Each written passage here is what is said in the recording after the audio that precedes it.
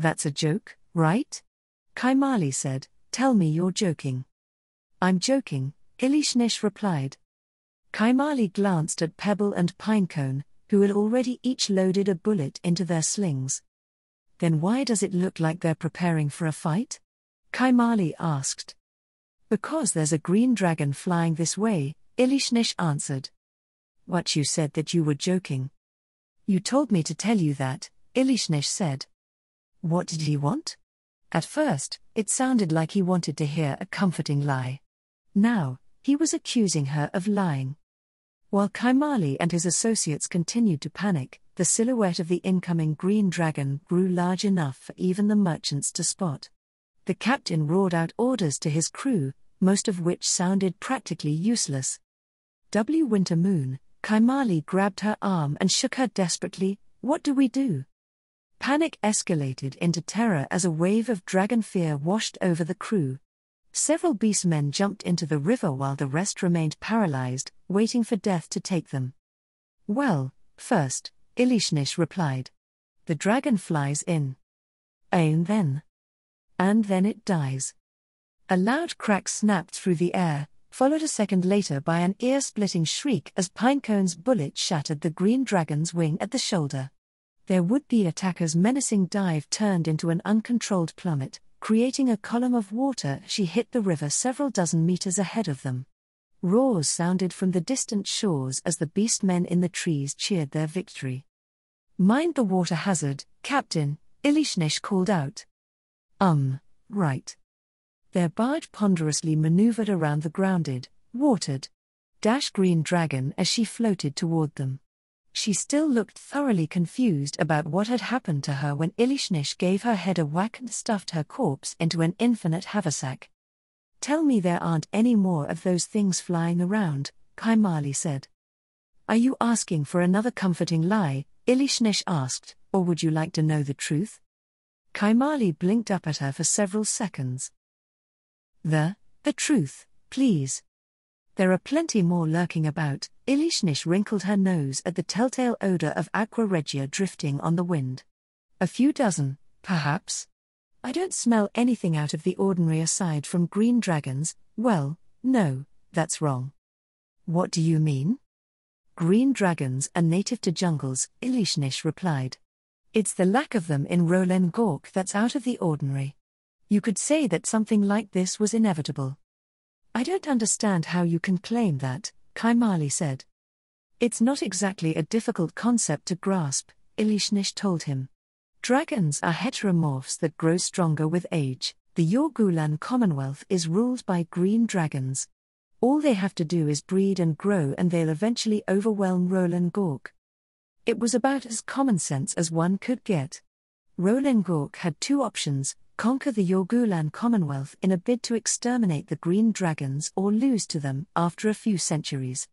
It appeared that their time was nearly up. The way you explain it makes dragons sound like flying scaled rats, Kaimali said. Accurate, Vltava bleated. Unable to say anything as she was, Ilishnish could only silently glower at Vltava. Do we continue on our course? The captain asked. We can't fail this job, Kaimali answered. At least we know we can defeat any dragons that come after us. Not necessarily, Ilishnish said. The green that attacked us just now was a juvenile. That was a juvenile? How big do they get? What are the chances that a more powerful dragon will show up? That depends on what sort of game they're playing. Game? Kaimali looked like he was about to accuse her of lying or something again, so she begrudgingly elaborated on her answer. Green dragons fancy themselves expert schemers and masters of intrigue, Ilishnish told him. And, to be honest, they are about as good as one can get at that sort of thing. Much like how beastman parents might encourage their children to sharpen their hunting skills, green dragons encourage their young to plot and scheme against everyone around them, including others of their kind. But what does attacking our ship have to do with that? Kaimali asked. The green dragon that attacked us was likely one that was pushed out of the nest, so to speak, Ilishnish replied. The first thing they'll do is scout out territories to lair in. Once they settle on a new home, they then begin asserting their dominance over the area and pick out suitable tribes to serve as their minions. I still don't get what that has to do with this game, Kaimali said. They play the game as rulers might. Most of the time, the tribes do their bidding, expanding the influence and wealth of their overlords and fighting endless proxy wars with the minions of other green dragons nearby. Green dragons themselves won't personally participate in such conflicts unless they're reasonably certain that victory is assured or their influence is so pitiful that they have to do everything themselves. Which one was that attack on us? Probably the latter. Most societies portray dragons as nigh invincible monsters, but most aren't anything of the sort. Young ones are closer to strong magical beasts in power. Everyone remained silent in the wake of her words, seemingly digesting the information that she had shared with them. Once the last of the ship's crew was fished out of the water, they resumed their journey upriver. The next few hours showed no signs of imminent attack, though the behavior of the local shipping was telling. Everyone sticking close to the riverbank, Kaimali noted. They must have hunters hidden in the trees to fend off attackers. I noticed a few patrols, Ilishnish said, but it's deterrent enough. Should we follow their example? The ship's captain asked. It'll be slower going, but much safer according to what you've said. That would undermine the precedent we've just established, Ilishnish replied. The captain exchanged a confused look with several members of his crew. Precedent? What precedent? I think I understand what Winter Moon is saying, Kaimali said. We just made a decisive show of force. Scurrying to safety will cast our strength in doubt, but is it worth the risk? There's hardly any risk, Ilishnish scoffed. If anything, the ships hugging the shore would be attacked first. Unless a far more powerful green lurks between here and Kira, we'll remain unmolested for the remainder of our journey. How did you come to that conclusion? It's just how greens are. I mentioned that they were very good at plotting and scheming, but that also means that they're very good at thinking themselves into pointless circles. The ships traveling along the shore are safe because the green dragons imagine risks nearby that may or may not exist. We appeared vulnerable since we were sailing far out of range of potential shore support, but all of the greens that watch their sibling or whoever get turned into crafting materials understand that we're an overwhelming threat. Our ship is now something that they'll ignore as potential prey, and anyone having second thoughts may take weeks to make up their minds about attacking us. That seems stupidly convoluted, the captain said. Someone once told me that thinking makes you dumb, Ilishnish said, and that's evidently the case here. As Ilishnish had predicted, they reached the long lake below Kira without a peep from the green dragons patrolling the skies overhead.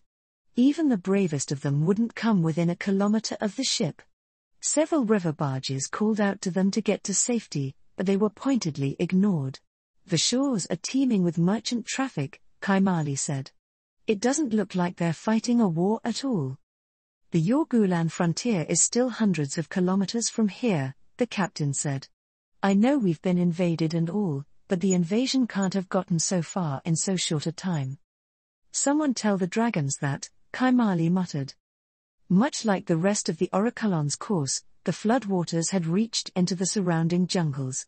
The way through the trees was mostly unnavigable for merchant vessels, so they anchored themselves offshore while dugouts came to bear their cargo away. For the most part, the people seemed to be making do. The degree of organization here is far greater than what we've observed on the rest of our journey, Ilishnish said. That's Nakira for you, the captain said. Their seat on the High Council isn't just for show. But cracks are still showing, Kaimali said. Things may look like this, but trade is barely being pulled eastward. That should mean they don't have the resources to import goods for the war effort. Ilishnish swiveled her ears from ship to ship, focusing her hearing in an effort to catch any useful conversations. If there were any problems, however, they weren't being discussed. If there are so many dragons around, Kaimali said as they rounded the bend of the lake, why don't they attack us all at once? Blue dragons would do exactly that, Ilishnish replied. But greens are so wrapped up in their scheming that they don't even trust their own siblings. Any suggestion of cooperation would be immediately seen as suspicious, as would any agreement to cooperate. How do they sleep at night if they're like this all the time? By establishing vast information networks and highly defensive lairs. Dozens of them. Even if you wanted to catch one while they're sleeping, your chances are slim. If they don't want to risk themselves, they could still send the tribes under them to fight. I believe that's what's happening here, Elishnesh said. Except it's not in the way that your people are accustomed to. Everything that their minions will do serves the purposes of their masters. You mean to say that it's all part of this game you speak of? Precisely. I wonder if the warrior clans use this to their advantage. I know a certain warrior lord who would have the time of her life in a situation like this, Elishnesh said. Really? Do you think you could convince her to help us? I'd have to go all the way back to my territory to ask, or at least close to it. Oh. Kaimali's momentary excitement faded away, but then it came back again. Surely she'd be interested in a mutually beneficial relationship with Roland Gork? I know that we seem like primitives to the outside world, but Master Lead said that we have much to offer in the way of natural resources. Elink Sok would be more than happy to establish a relationship.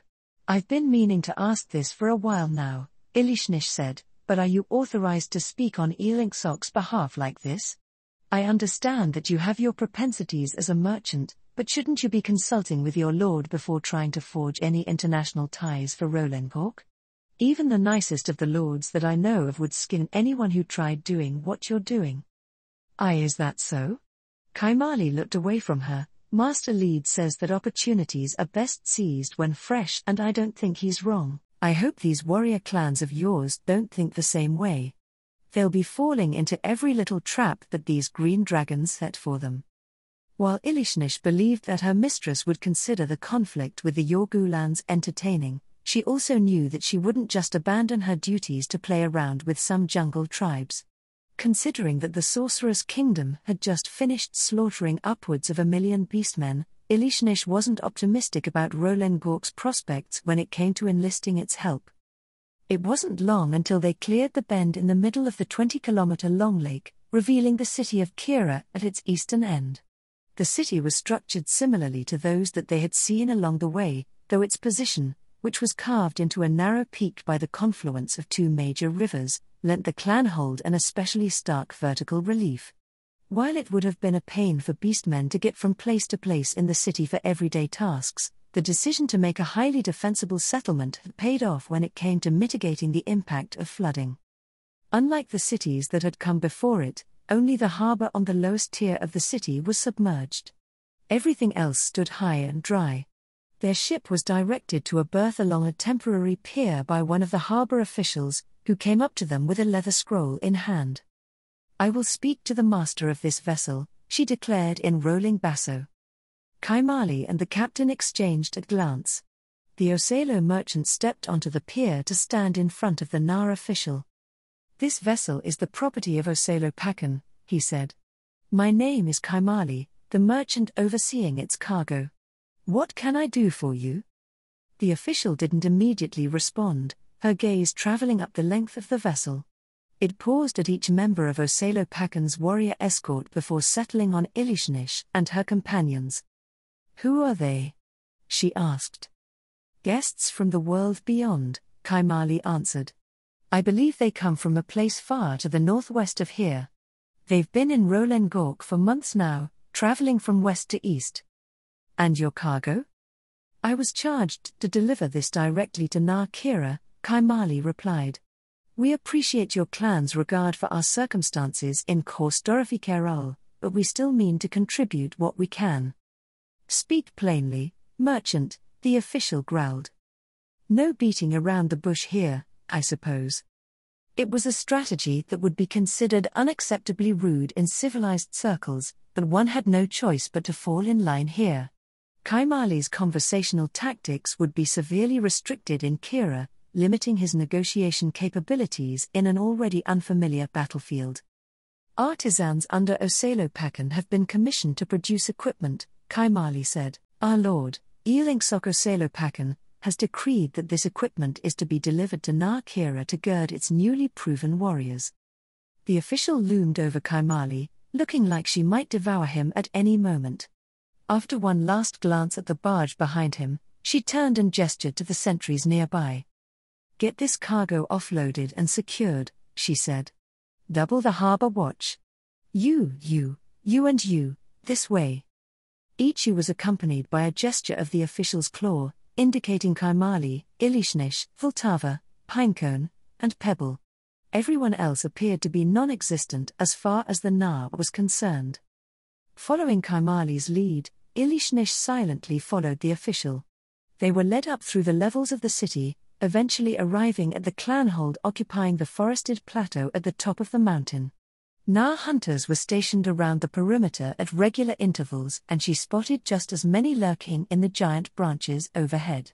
Going by the defenders' average strength, green dragons like the juvenile that had attacked them in the morning had no chance of penetrating Na Kira's defenses. Even the survival of a regular adult was in doubt. Even the way this place is constructed is a counter to green dragons. She sensed the currents of air as they flowed through the area. When faced with a highly defended position, a green dragon would simply unleash its breath weapon overhead, allowing it to settle on the victims below. However, there wasn't a single place where the poison gas could pool long enough to choke out the clanhold's inhabitants.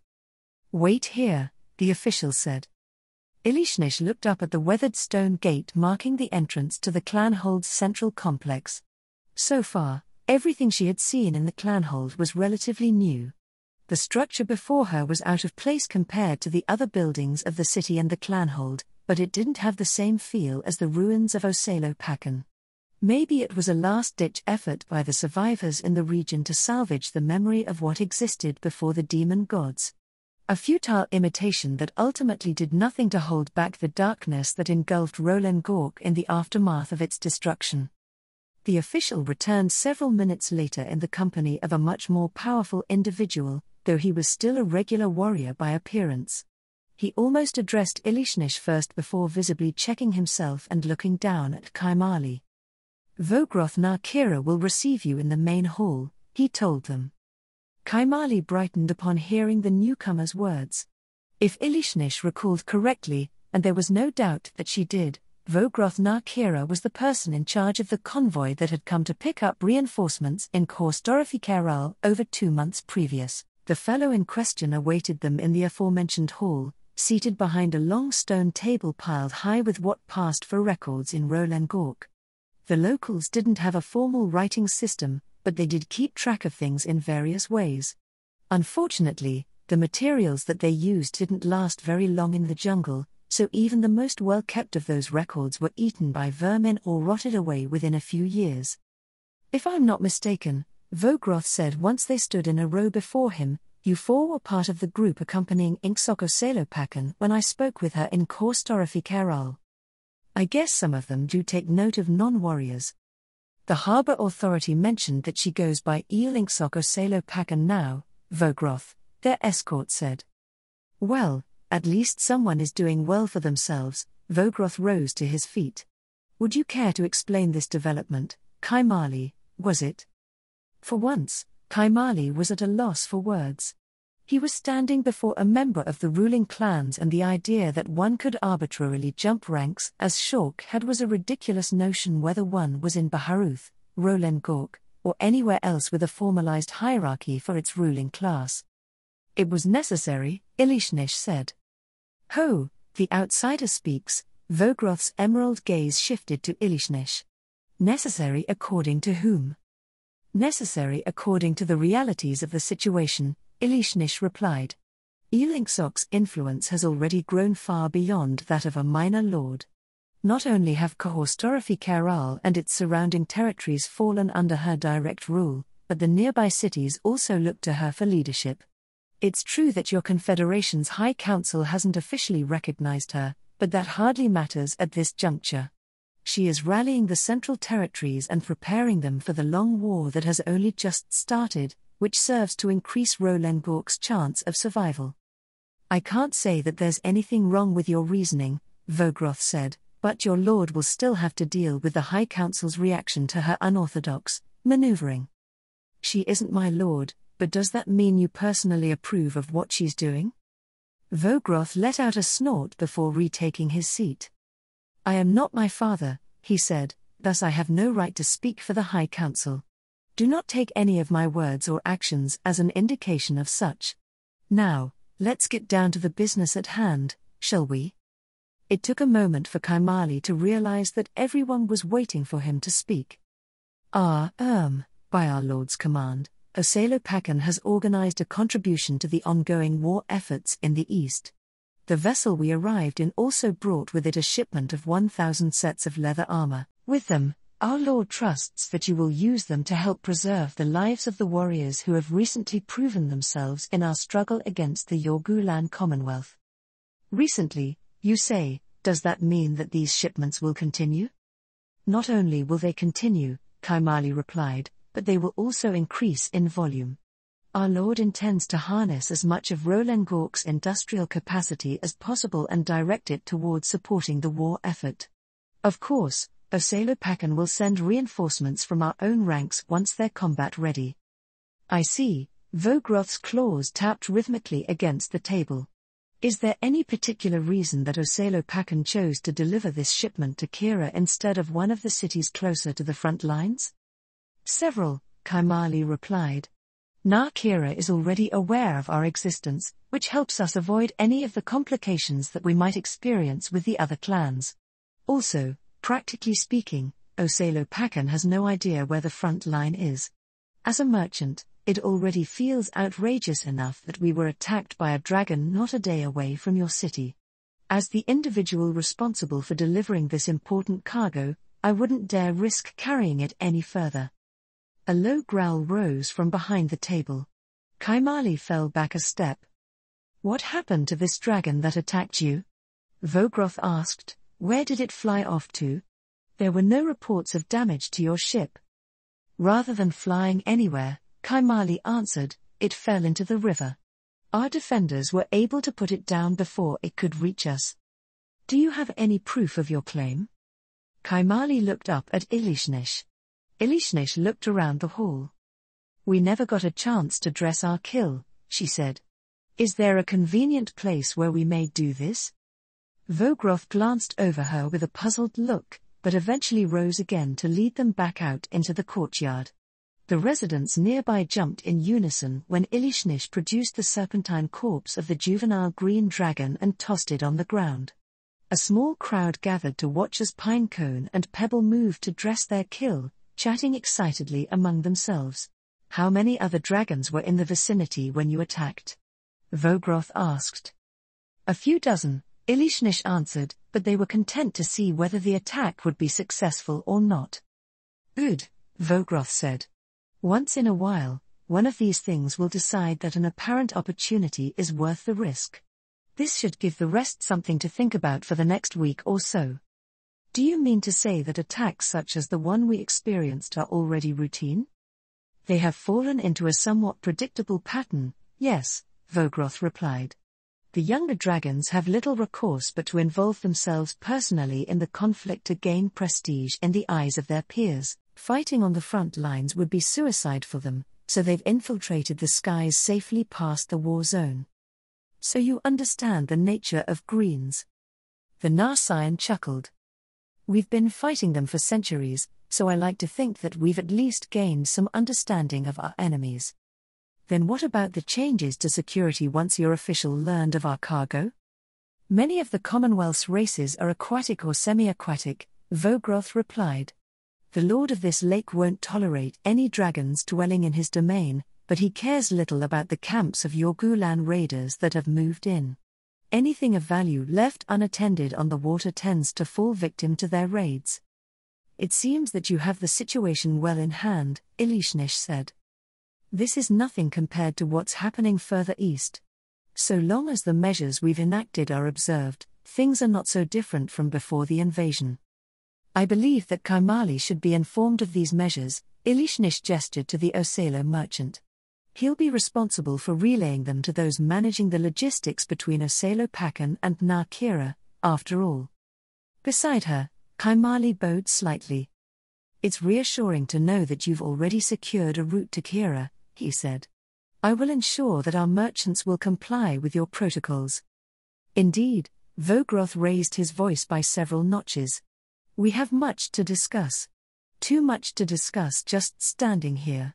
I will have my people prepare a suitable meal. Tonight, we will hold a feast to welcome the rise of a reliable new ally. While a bit scrawny, the 9-meter-long juvenile green proved far too much for Pinecone and Pebble to eat in one sitting. They elected to share most of its meat with their host, but it wasn't nearly enough to feed all of the feast's attendees. As a result, the carcass was divided between several tables and picked clean within the first few minutes of the meal. Bloody platters piled high with cuts of freshly slaughtered nug were served shortly after.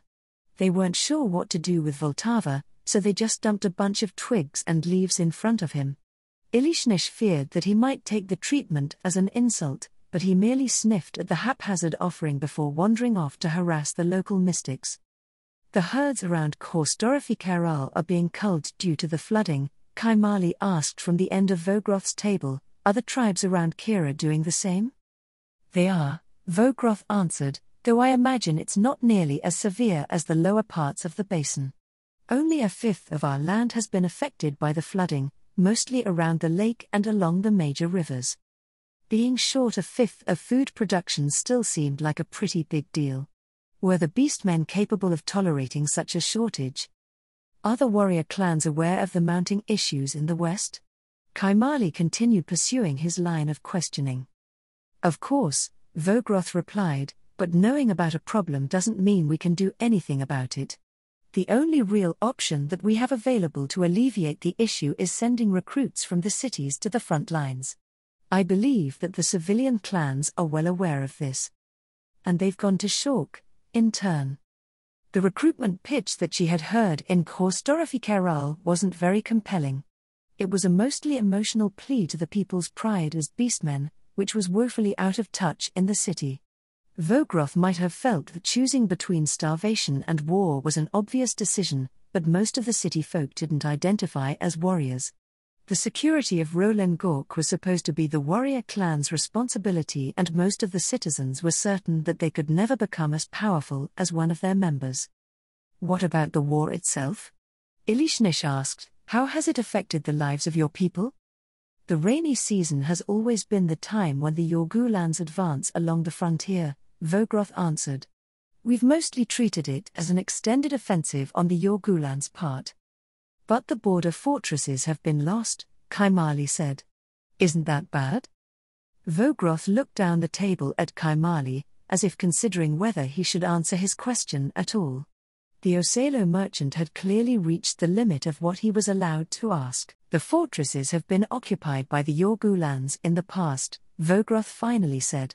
Our mystics advise us on the weather and we withdraw our troops during extended wet seasons. It isn't as if those fortresses were lost with all of their defenders. I see, Kaimali breathed a sigh of relief. Forgive me for my ignorance. Your current situation is more than irregular, however, Ilishnesh said. Speaking of which, my companions and I are investigating several things, including this mysterious flooding. The dry season in Rolengork is evidently well underway, so we can only assume that something further along is causing it. It's snowing in the walled spine, Vogroth told her. So much so that the clans along the northern frontier report that they can see the glaciers advance day by day. The Kon have been fighting a seemingly endless migration of mountain tribes driven out by the never-ending blizzard smothering the high peaks and valleys. So much for the Kon being untouched by all of this. Have you investigated the cause? The cause? I just said that it's snowing, didn't I? Ilishnesh exchanged a glance with the Krokonos. It sounded like they would have to take a look for themselves. Just to be certain, Ilishnesh said, there wouldn't happen to be fighting in the south, is there? Thankfully not, Vogroth let out a good-humored chuff. And while our situation may seem dire to those unfamiliar with life in the east, it's essentially the same fight as always. No new adversary has reared its ugly head aside from the weather in the north, which is beyond our borders. It isn't as if the Yorgulans have grown in number, nor have the northern tribes grown any stronger. Once the weather returns to normal, we'll push them right back out. How are your forces faring in the meantime? Ilishnesh asked. They are doing quite well, all things considered. We're enjoying shorter supply lines, and the exact opposite is happening with the Yorgulans. Every time they attack, it's like they're sending us a feast, at least if the attacking party is edible. For the time being, we fight defensively, exacting a cost against the Yorgulans that they cannot possibly pay for long. But it's not for the Yorgulans to decide. Not the tribes you're fighting, anyway. Their masters would decide what could or couldn't be paid. The lives of 100 or even 1,000 tribes was a negligible price to advance their draconic prestige. If that's the case, Kaimali said, what was the purpose of the recruitment that we witnessed? My merchant peers have also noted that exports to the east have fallen off. The purpose was to recruit warriors, Vogroth said matter-of-factly. While we are facing the same enemies, we are facing a different type of conflict. The Yorgulans fully intend to occupy our territories, and this results in a higher intensity conflict than usual. That means more warriors than anticipated are required to defend Rolengork, and the reserves that we would usually rely upon are already committed elsewhere. Elingsok mentioned that it may take generations for the fighting to reach Kostorifikaral, even if things went badly for us. Your lord knows what she is talking about, Vogroth agreed. You would do well to put more trust in her judgment. So you mean that her decision to send material support to Kira is also correct? It is, and it shows that she has a sound grasp of our strategic situation. She understands what is needed and what she can do to help. This will serve her well when the High Council reviews her actions, her having civilian associates who try to involve themselves in matters beyond their purview will not. Even when Kaimali attempted to retreat behind the shield of authority that he thought he could rely on, Vogroth made sure to hunt him down and give him a verbal mangling. It seemed that the members of Nar Kira were well accustomed to dealing with civilian types, at least in the sense of maintaining their absolute hold on authority. Except Vogroth has made a fatal mistake. After regaling her Nar Kira hosts with a few well-received tales of the Empire's campaign in the Blister, they didn't seem to care that it involved humans. Ilishnesh retired to sniff around her accommodations.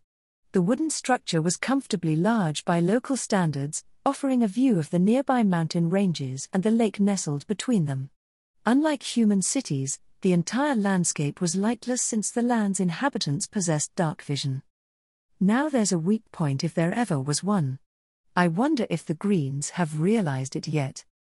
Ironically, an illuminated human city had a far better chance of detecting night raids conducted by dragons than the Beastman city arrayed before her. Dragons could see as well at night as they could during the day, while the innate dark vision of demi-humans was usually limited to 24 meters or so. A shrewd and observant Green could probably identify locations without Beastman hunters nearby and fly in undetected to wreak all sorts of havoc. The sounds of the feast nearby ended and Kaimali appeared a few minutes later. He came up to her while carefully examining their surroundings. After a moment, he turned away from the vista. He probably couldn't see any of it, after all. Those songs that you shared at the feast, he said. They are new to me. They should be, Ilishnesh replied. I haven't performed them in Kostorifikaral. Are they true? Yes.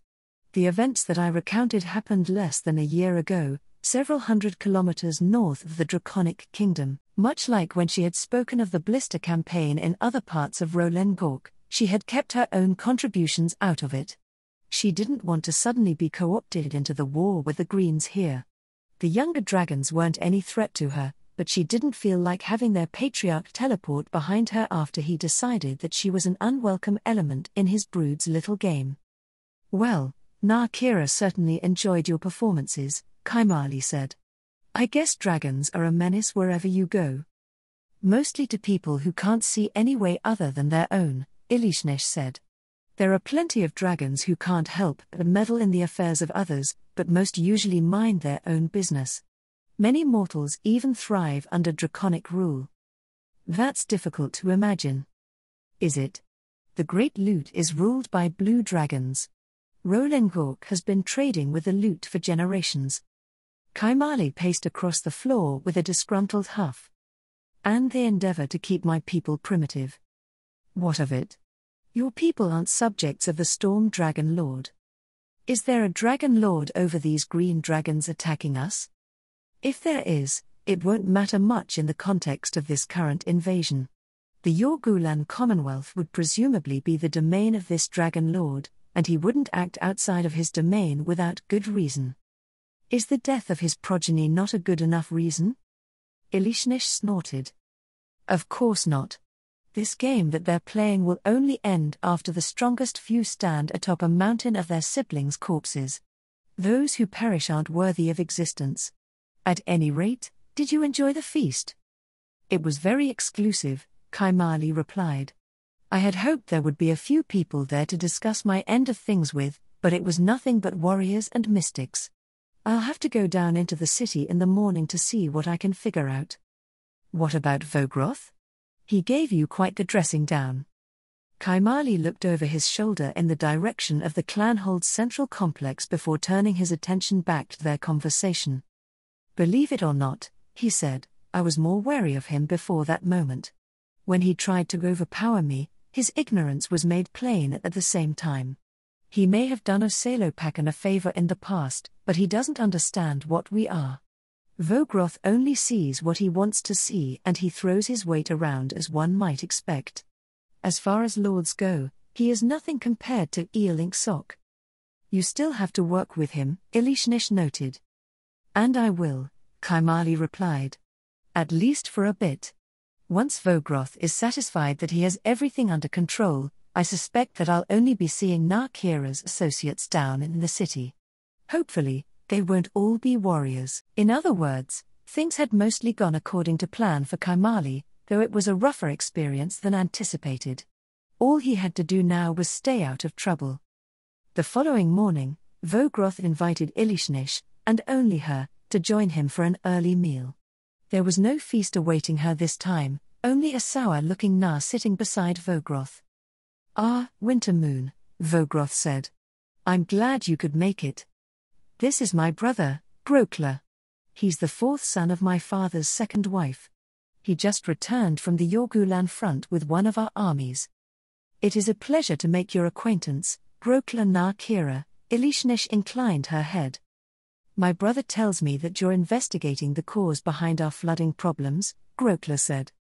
Among other things, Elishnish replied. The flooding started well after we arrived in Rolen Gork and we couldn't help but be curious about why it was happening. A disaster of this magnitude will affect a far greater region than just your jungle home. He also said that you have extensive knowledge about fighting green dragons. I possess a handful of tales involving battles with green dragons. Whether it qualifies as extensive knowledge is another matter. I would hear these tales, Winter Moon, Grokler said.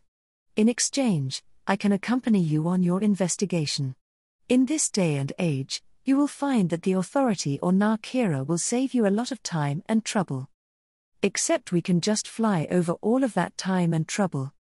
Elishnish supposed it would come in handy if they wanted to quietly handle any uncooperative locals squatting in some ruins. She could probably glean plenty of information about the ongoing conflict and Rolen Gork in general from Grokler, as well. Your proposal seems fair, Elishnish said. But is it all right with you? You've just come back from the battlefront. I'll be fine, Grokler replied. One of my younger sisters will be leading the army in the coming season and I would rather be doing something out there than being at home yelling at recruits from the cities. Before you run off on one of grandfather's adventures, Vogroth said, you have an army to finish situating. It's just the walled spine, not the swarmlands. I still can't believe you like the stories of that place over that of the Confederacy. The Confederacy sounded boring. Like us, but better. The swarmlands were truly alien and had plenty of action besides. The two brothers continued to exchange banter as they descended from the clanhold. Elishnish silently padded after them, content with trying to decipher their discussion.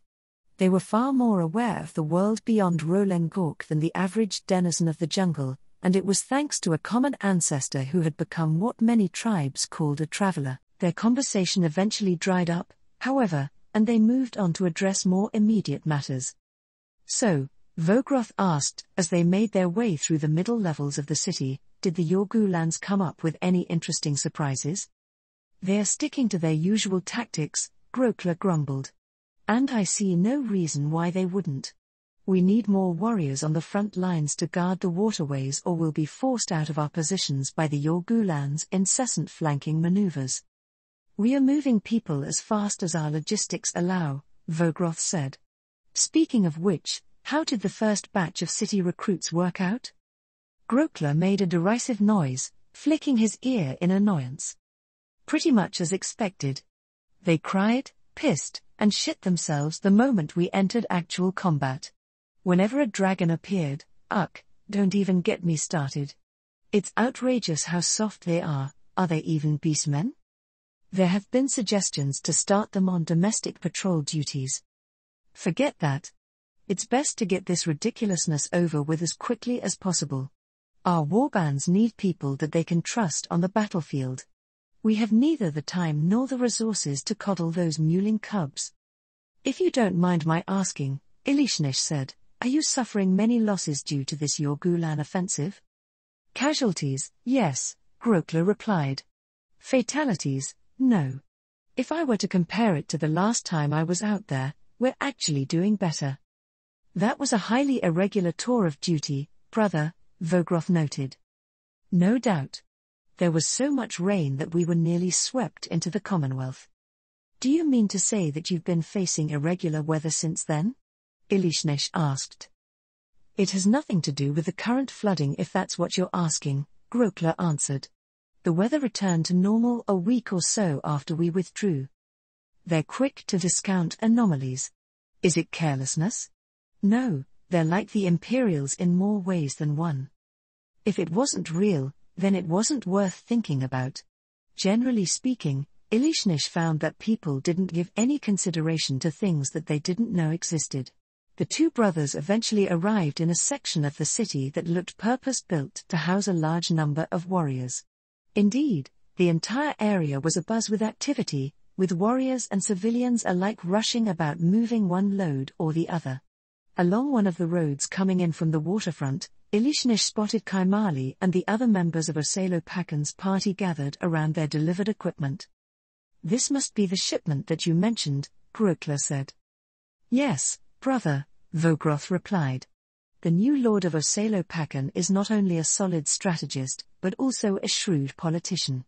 Since more support is inbound, we should distribute this batch of equipment to your warriors here. Grokler called for his warbands to assemble, leaving Kaimali, his staff, and a handful of locals scrambling to make what preparations they could for the presentation. Ilishnish watched the proceedings curiously. She had heard of similar ceremonies being held in the Empire, but she had never witnessed one before. Unsure where she should be standing, Ilishnish went over to where Kaimali and his staff were standing in the shadows of a tree to the side. I see you managed to find your way around, Ilishnish said. And it's a good thing that I did, Kaimali replied. I didn't think that Narkira would be so aloof from the city's everyday affairs. By Marzli's accounts, Ilishnish noted, Osalo Atazli is the same way. I guess. It's still odd how much their rule differs from that of Eelinksok. It was somewhat strange. She had observed various warrior lords on her travels and most of them were more like Shork than they were like Vogroth and Grokler. Maybe they aren't lords at all, Ilishnish mused. Can you tell? Well, physically speaking, they are more the size of the Nar warriors that you see around here. They haven't claimed to be lords, either. To me, it feels like they're warriors trying to run things in their lord's absence. From what she had seen, Beastman scions like Vogroth and Grokler were treated as warriors possessing a strong pedigree rather than lords in their own right. That should have still cultivated their leadership skills, however, so it didn't explain what she was seeing now. Maybe her mistress would have a better idea of what was going on. Have the civilians you've been working with mentioned anything concerning their behavior? Ilishnish asked. They've mostly spoken in their defense, Kaimali answered. They were pretty energetic about it too, so I didn't want to push things too far. The ruling elite are well loved here, despite some of the ridiculous things I've seen. On the makeshift stage in the mustering field, Grokler called up the leaders of his army's warbands, who in turn called up the warriors who received their new sets of leather armor. Most of the recipients were chosen for exceptional feats of valor, which seemed to translate into killing more enemies than usual. It wasn't much different from how the general population of other races tended to gauge the value of a combatant. For the warriors' part, they were all clearly enthused. Those who had received a set of armor couldn't hold out for long until they tried equipping their new items while everyone else crowded around them. Rather than their envy fueling resentment, it only seemed to generate bouts of bragging and pledges about how they would do just as well, if not better, the next time they went to the front so they could receive fine armor of their own. It's not even enchanted, for crying out loud. Do they even know who gave it to them? Osalo Pagan hasn't been mentioned so far in this ceremony, Ilishnesh said. Wouldn't it be to your clan's benefit if these people know where their prizes are coming from? I'm not sure if that's normal or not, Kaimali replied, then paused to think for a moment. It probably is. But the people who helped us handle the cargo know about it and someone's bound to ask. Also, I see some people from the old fighting pits among the warriors here that I can go and catch up with. Everyone who desires a new set of fine armor will know where it comes from in no time, though I doubt it will result in a profitable trade route. Why not? Because these fellows aren't paid very much. Actually, I can't honestly say they're being paid at all. You heard the recruitment proposal back in Kostorifikaral, didn't you? They offered war as an alternative to starvation. That means the warrior clans are seeing to their basic needs and nothing more. I see. Ilishnesh examined the figures in the crowd, matching a few to the scene in her memories. Back then, some expressed confidence in their fighting ability and were eager to prove themselves. Others were only interested in the prospect of filling their hollow bellies. None doubted that Vogroth Narkira would give them what they wanted. She wondered if they still thought it was worth it now. How many did they lose? How many in this army died on the Yorgulan frontier? Ilishnesh asked. Those recruits left Kostorifikaral barely 2 months ago and they're already back from the front. I'm sure you noticed how they replied to our questions yesterday. As receptive as they seem to be, Narkira is as evasive as any other warrior clan when it comes to their military secrets. I've only really spoken with the crews at the dock so far, Kaimali answered, but they say that the losses weren't significant. These warriors wouldn't be so upbeat if they had suffered some great defeat, at least if they were still sane. Even if Narkira has omitted much, it doesn't seem like they've lied to us outright. They may as well have. If the information that she delivered to Lady Shaltir didn't match reality, Ilishnesh might get her horns sawed off or worse. Winter Moon, Kaimali said, you're a bard, right? A powerful one. Why wonder about the truth if you have the skill to draw it out of anyone you wish? What makes you think I can do that? A hunch, maybe. Well, more than that. Even before outsiders started coming to Rolen Gork, I knew that bards had a way of wheedling words out of others and turning strangers to their side. It was something that I was always jealous of, and they wouldn't be much more than lawkeepers otherwise. When you and Mitra appeared, the difference in ability was so stark that I couldn't help but notice. You are from a far-off land, yet you easily slip into anyone's good graces should you so please. Even people from the warrior clans open up to you without question. Kaimali's fur rose as Ilishnesh peered at him. She measured him against the other merchants in his staff, and then a number of the locals. He stood a bit above the others in terms of strength, but it was a significant gap between individuals of civilian vocations. When she first arrived in Kostorifikaral, he was little more than a common rogue in a city teeming with them. It would be prudent for you to keep that insight to yourself, Ilishnesh said. Knowledge can make you a threat, and you're the type of threat that can be crushed without a second thought. As for why I didn't draw out the truth, well, everyone has a song of their own to sing. Truth, lies, ignorance, delusion, they are all a part of that song. To deny any one aspect would make the whole a lie in itself. Fiction. But you do use your powers to further your personal agendas. If the songs of others are meant to intertwine with mine, yes. But I never use my powers to make the world less than what it is. Winter Moon. Her whiskers twitched at the sound of Grokla's voice. She turned to regard him as he made his way from the stage towards them. "We are done here," he said. "And? Call together your companions. We can begin our journey north anytime. Don't you need to prepare for the trip?" "It's just me that's coming," Grokla thumped his chest with a paw. "I'll be able to manage our little trip just fine."